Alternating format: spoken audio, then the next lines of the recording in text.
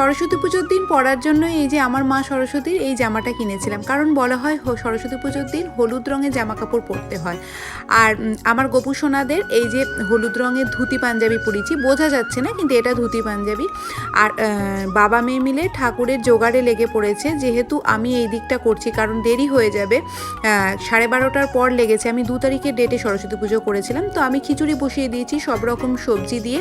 আর এই দিকে ওই দিকে হচ্ছে ওরা সমস্ত ঠাকুরের জোগাড়জান্তি কমপ্লিট করছে। তা আমি খিচুড়ি বসাতে বসাতে কলা খেয়ে নিলাম, কারণ খালি পেটে আমার এখন একদম থাকা যায় না।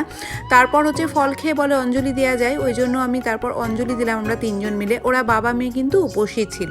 এই যে আমার মা সরস্বতীটা এত সুন্দর লাগছে, এটা না অনেক বছর আগে, প্রায় 2-3-4 বছর আগে আমার মা কিনে এনে দিয়েছিল। পোর্সিলিনের মূর্তি তো, ওই জন্য আর পাল্টাতে হয় না। তারপর পুজোর পর এই যে আমার মেয়ে, আমি, আমার বর সবাই মিলে প্রসাদ খেলাম। আর খিচুড়ি হয়ে গেছিলো, আর আমি আগে থেকেই চাটনি করে রেখেছিলাম আর বেগুন ভাজাটাও করে নিলাম।